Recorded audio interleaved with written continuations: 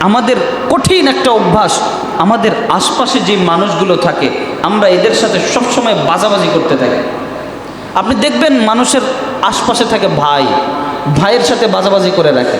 আপনি দেখবেন আশপাশে থাকে বোন, বোনের সাথে বাজাবাজি করে রাখে। একজন দোকানদারের আশপাশে আরেক দোকানদার থাকে, তার সাথে বাজাবাজি করে রাখবে। একজন অফিসের কলিগ তার আরেকটা কলিগের সাথে বাজাবাজি করে রাখবে। অথচ আপনার সবচাইতে আপন মানুষ হচ্ছে তারা।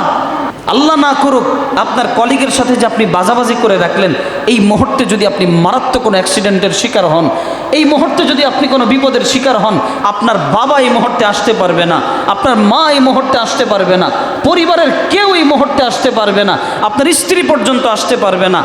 একমাত্র আপনার যার সাথে বাজাবাজি করে রেখেছেন ওই লোকটা আপনাকে কাঁধে তুলে হসপিটালে দৌড় দিবে। কথা বলেন ঠিক না? অথচ তার সাথেই আমরা বাজাবাজি করে রাখি। অথচ ওই লোকটার সাথে সবচাইতে গভীর সম্পর্ক রাখা দরকার ছিল, যার সাথে উঠতে বসতে হাঁটতে চলতে সবসময় দেখা হয়। কেন? আপনি বিপদে পড়লে সে আসবে, সে বিপদে পড়লে আপনি যাবেন। যেখানে বাবা মা পৌঁছতে পারবে না সেখানে এই লোক আপনাকে নিয়ে দৌড় দিবে। এরাই তো আপন লোক। এজন্য যার অন্তরটা যত বেশি ভালো ওই মানুষ তত সুন্দর চিন্তা করে, তত ভালো ভালো চিন্তা করে। আর যার অন্তর যত খারাপ, যত ভালো কথাই বলেন না কেন, তার কাছে গেলে সব কালো হয়ে যায়।